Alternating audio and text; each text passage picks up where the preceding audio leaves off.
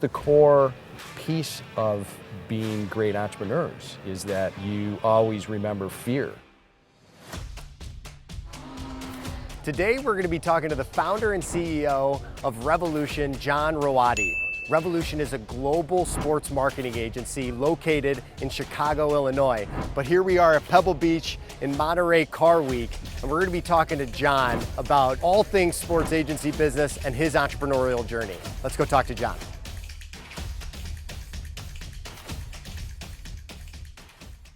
I'm with the founder and CEO of rEvolution, John Ratti. John, thank you for being here. You will. So I know you guys are a global agency, but your headquarters are in Chicago. Tell me what we're doing here in beautiful Monterey. Well, you know what? I've been in the sports business for a long time, now coming up on 3 decades.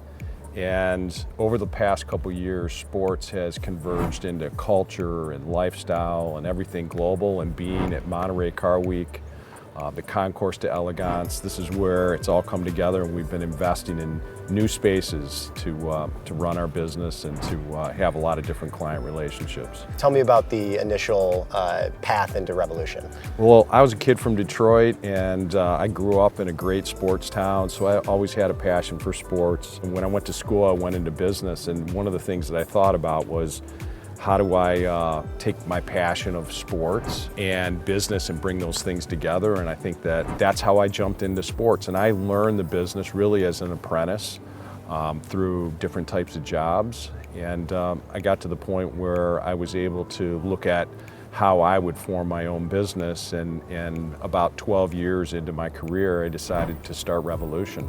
Tell me about rEvolution. I know you just opened offices in London, correct? And then you have an office in Singapore, so you are global. But can you tell me a little bit the high-level stats about rEvolution, number of employees, a couple of your clients? Give me some insight on the company.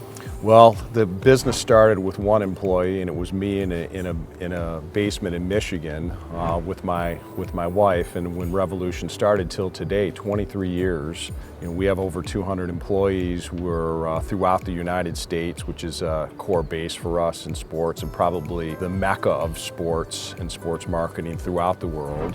We have a couple offices in the UK, and I'm a big believer in where this business of sport goes throughout the world, and there's a particular vein that it enters. It goes through here in Europe, it hits Asia, now into the Middle East. So Singapore is a key area for us and a new area for us as sport proliferates throughout the world. And the Middle East have become huge investors of sport most recently, and so it's important for us to be in those regions.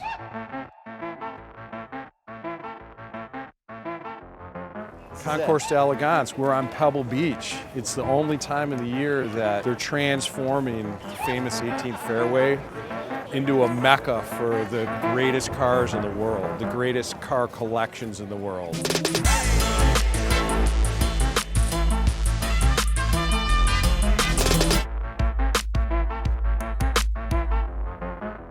How have you noticed sports marketing changing over the last 5 years, 10 years? Have you noticed a shift? In the beginning, really the major agencies, marketing and advertising agencies, their clients, whether it was Pepsi or whether it was Visa, they actually use sports marketing as more of a tactic within their full strategies and their advertising strategies. So essentially, you would go to your primary agencies. For rEvolution, what I felt was really important is that since we understand the audiences of sport, we're going to be able to dial in an understanding of how these platforms work, how the audiences connect with these platforms, and help brands show up better within those areas. And after 2 decades, clients today choose sports marketing agencies to do their sports campaigns over their general market agencies. So that's a huge shift, but it's taken a while.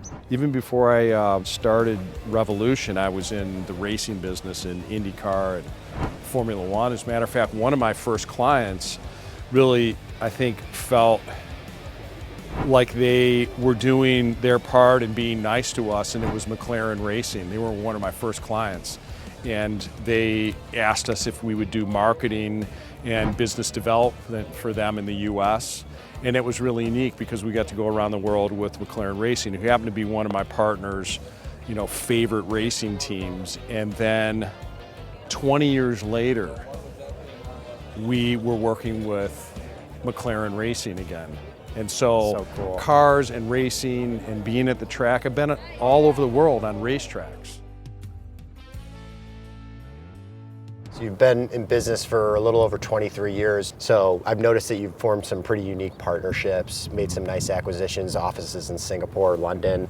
How has your business evolved from the start, you as the entrepreneur founder, to now you are running a global agency and you have to act more as like the CEO? The business model of Revolution was to deliver integrated services, because I was a big believer that brands would receive a better return on their investments within sport if they were coordinating and linking and connecting with fans better. But in 2001, there were agencies that just did experiential marketing or hospitality or just focused on motorsports or had a research business. With integrated services, we actually had to build each pillar of our service offering one at a time. And that's why we played the long game, because today at an enterprise level and at a scaled level, we're able to deliver effective strategies and solutions over just delivering services. We're also able to deliver a portfolio of services. So a client could be in Formula One, but they could also be in the NBA. They could be in skateboarding in the Olympics.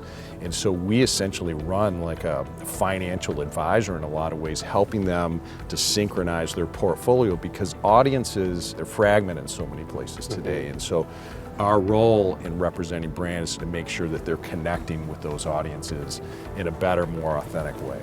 Over the course of the 23 years, what's a major challenge that you've dealt with yourself that you had to overcome? So in the beginning, it's really about your size, your resources, what you can afford, because you're competing against a lot of huge companies with a lot of resources, and convincing clients that your new concept of sports marketing is going to be something of value compared to what they're already buying in their agency networks. So when I look at challenges, one, you start as resources, and then once you start getting the economy of your business moving, now you're thinking about scale, you're thinking about what kind of talent you need, the cost of talent, how you're delivering your services, the excellence of your services. You're really working on climbing a ladder, but the external environment is always changing. I mean, we went through 9/11 when we started, we went through the mortgage crisis when we did that.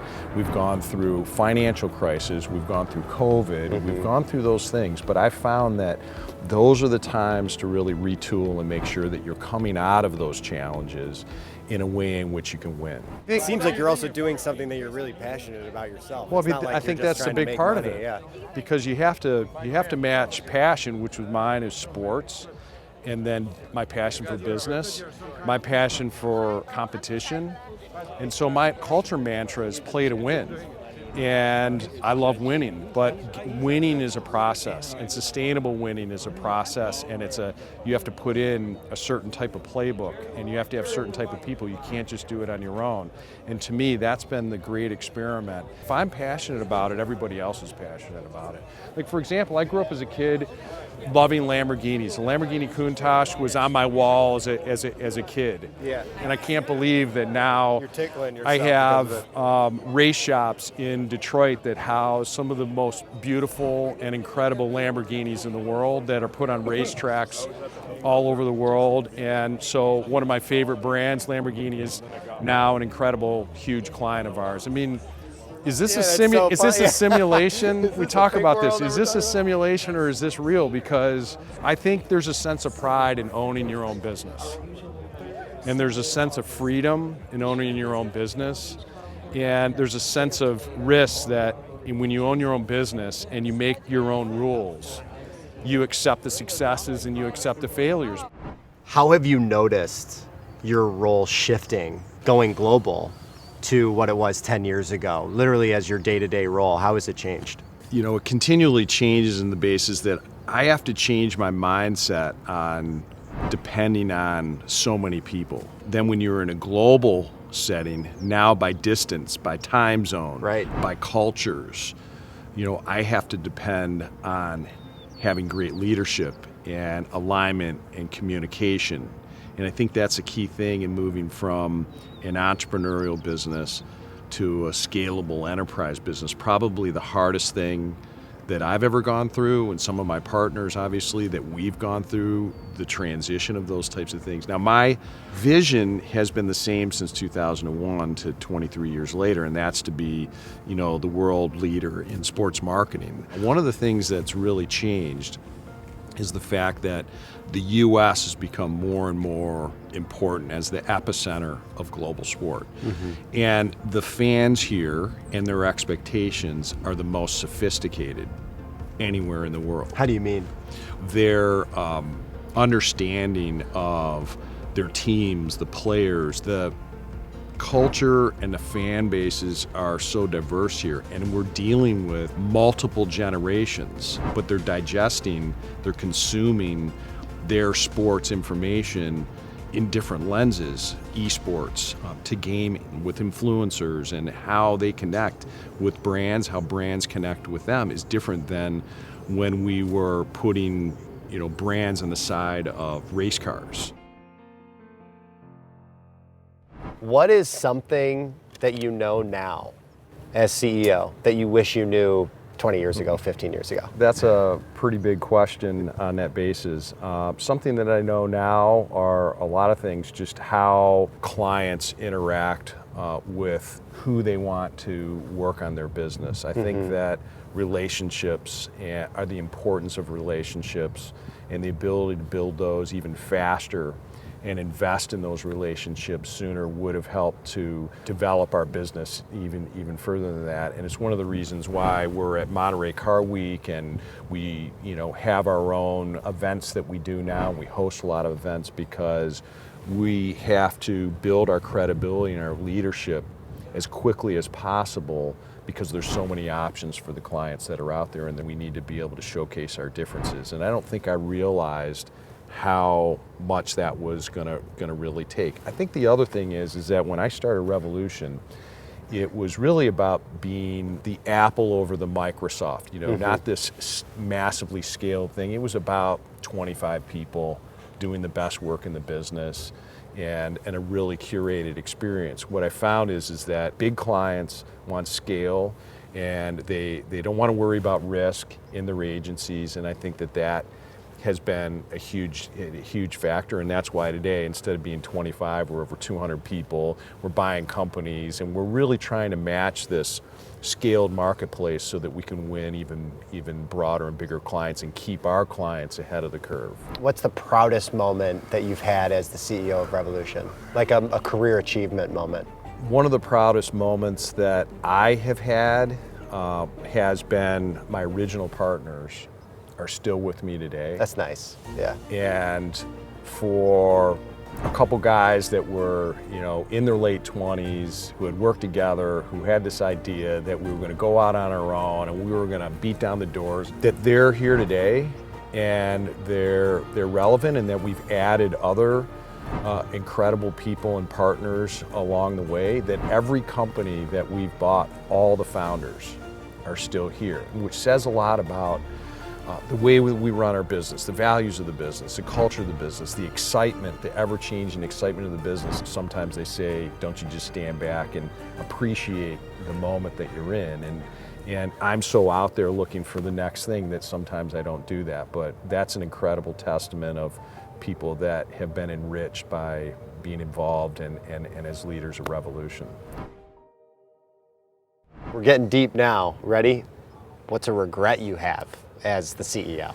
I think that there's been great people along the way that believed in the vision of Revolution that I was very close to, that as you take the elevator ride up, some people have difficulty making it, and I've had to make some of those hard choices. I don't like letting people down. I like doing what I say, and I like being involved with people, and people that work with me are gonna be close friends of mine because we're working together. We're part of the same team. And I think that the regrets of not having someone to keep them with us.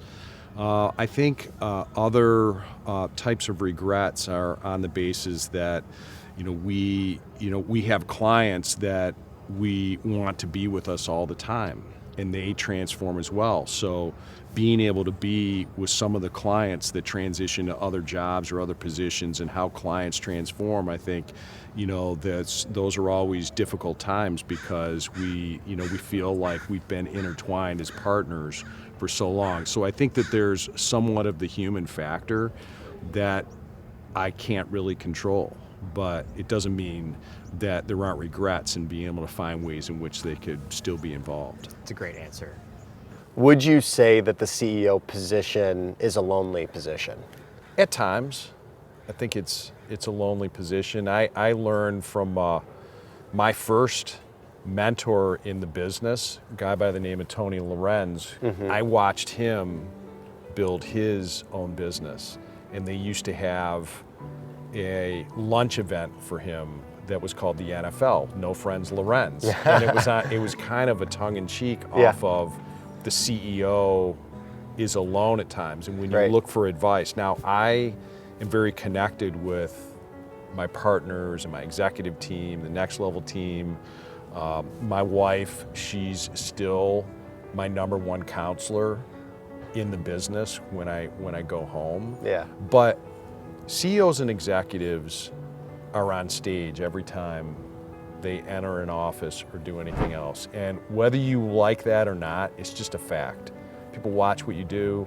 And so I think that there's a lot of stress that happens in being on stage all the time and the way that you show up, because there's an expectation of you to do those types of things. But I feel like having a great family and having a base at home and having great friends, there's a support system that goes on. As a matter of fact, I joined a CEO group a long time ago. Vistage? And I joined Vistage a long time ago with a bunch of CEOs, and I considered it to be the AA for CEOs because we just wanted people to talk to and bounce ideas, and you find that there's a lot of similarities.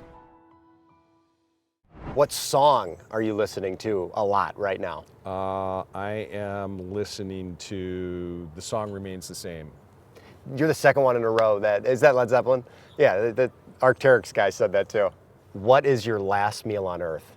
I'm gonna have a filet mignon, and it's gonna have mushrooms on it and blue cheese sauce. Very nice. It's your last day on earth. What are you gonna do?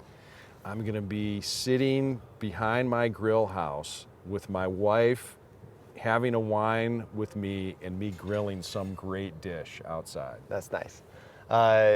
Travel bucket list that you have not been to, where would you like to go? I'd like to go to South Africa and go on a safari. Nice. That's on my bucket list too. When was the last time you were afraid? Last night? All the time. I said something wrong to my wife, and she looked at me, and I said, "Oh, okay, we need to." I'm gonna bail. I'm gonna bail.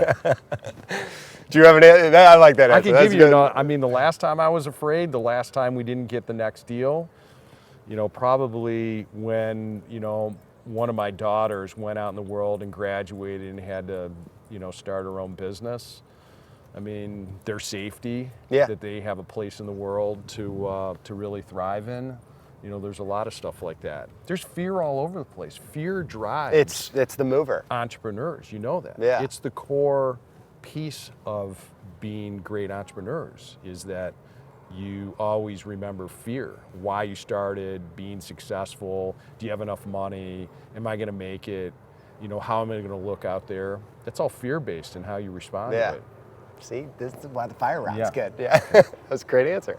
What are two of your outside hobbies? Two of my outside. Two outside hobbies. Scuba diving, golf, and I'll give you a third. I love to sail the BVIs. I read that about you. You're an avid sailor. What is an essential part of your routine, daily routine? Having quiet time early in the morning so I can gather my thoughts and have peace time and catch up. Workout, I think getting ready for the day, getting ready for the stage so that I'm relevant that day. That's really important for me. Last one, tell me about your best friend. Well, my best friend's my wife. Yeah. Can you tell me a little bit like why? She and I we like doing the same things together. You know, we travel together. She's been a huge supporter of our business in doing that. And while I'm gone or I'm away a lot, you know, she's been so patient, and she loves her life at home with our dogs, and, you know, the challenges that go on of inspiring somebody to like live their dream, which is me, and that, you know, we can have those moments together, and we can, you know, we have a long life together is, you know, is really cool. That's nice. Thanks, man. Will. Yeah, I appreciate it. Good. This is so Good. much fun. I'm so hope we glad we're enlightened here. you, and you guys got exposed to something you Oh my gosh. would never expect to be exposed to. I would not have And you know come, what? Pay it forward to all the next generation about car culture and tradition and the things that I hope will last for hundreds of years. We will. We will. You're awesome. Yeah, good. Cheer Thanks, for man. you. Thank you Yeah, so it's much. good. Scratch that. My brain just left what I was about to ask. Yeah. I mean, he's so engaging. You know, you just kind of. You just want to be close. Yeah. Yeah. I'm not really like that fire round guy. You know? I know. You know? Answer it however you It's kind want. of like a millennial thing. Yeah, I for think, sure. is It the is. Fire round. It is. I mean, It you is. know, Yeah. I'm Gen X. Are you kidding me? How do you feel? How's it going? We were making that joke earlier. Yeah. Wake up. So let me Wake up. ask another question. Yeah. Wake up. Feel my heart beating? Yeah. All right.